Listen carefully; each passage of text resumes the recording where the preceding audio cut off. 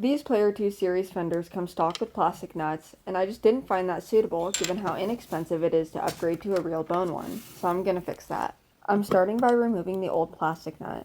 I was hoping to get it out in one piece, but it snapped at one of the string slots. Luckily, that's not a huge issue, and overall it was a clean removal. I didn't get it on film, but I took a little time bringing the blank to a rough shape at my disc sander.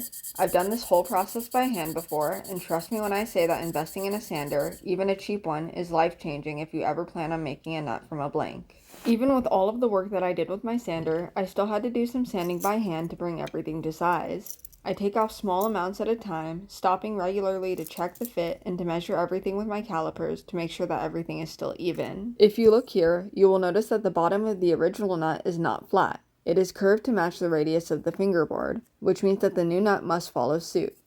I use my radius gauges to figure out the curve and trace it onto the new nut. I then use my Dremel with a sanding bit to hog away most of the material, making sure not to sand past my guideline.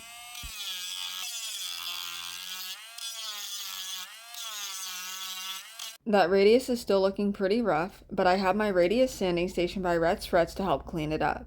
This tool is super helpful in getting an accurate radius without having to use my guitar neck as a tool in the process. It also helps to speed up everything by giving a wider sanding surface so that I can take longer passes when removing material.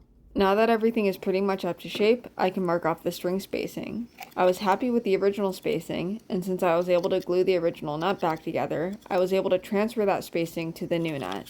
I then used my combination square to square up my slots. I want to make sure to get these as straight as possible to avoid any of the strings binding up in the nut. That can lead to issues with tuning stability, and nobody likes an out-of-tune guitar.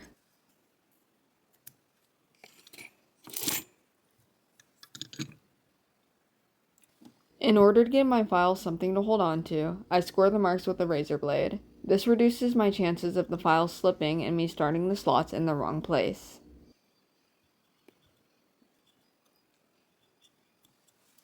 I can now start filing the slots. I start them all with shallow passes using the smallest file that I have. This allows me to double check that the spacing and angles are all correct before committing to filing everything to depth. This also allows me to begin shaping the nut without losing the string positions.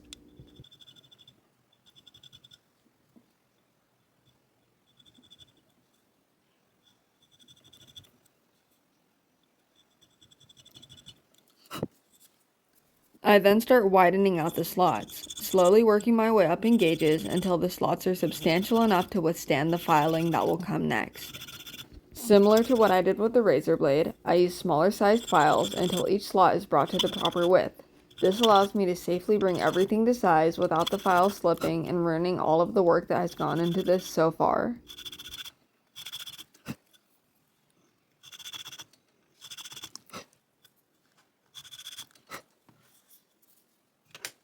Once the slots are brought to width, I take my nut shaping file from StewMac and begin to round off the sharp edges. I want the nut to flow with the neck, and taking this step will help to make sure that this isn't abrasive on the hand.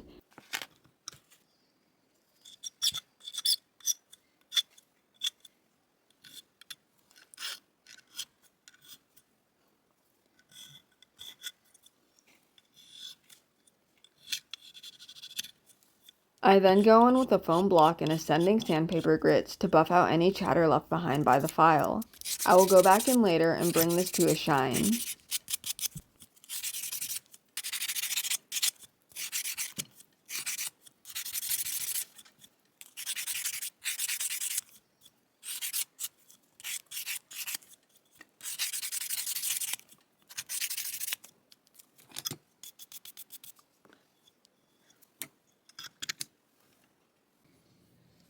I can finally glue this nut into place. I take a few small dabs of CEA glue and get the nut snug into the slot.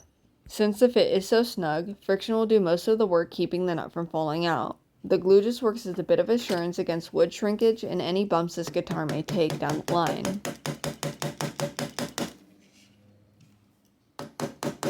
Now all that I have to do is bring these nut slots down to height. I love my StewMac nut slotting jig for this job. I use it as a guide to bring me about 22 thousandths of an inch above the first fret across all of the strings. Once I hit that point, I prefer to dial in with the strings on. I take small passes and test the note at the first fret. Once that note is no longer playing sharp, I know that I am in a good spot. If you have made it to the end of this video and enjoyed it, please consider liking and subscribing. Also, feel free to check me out on Instagram for more frequent short-form content.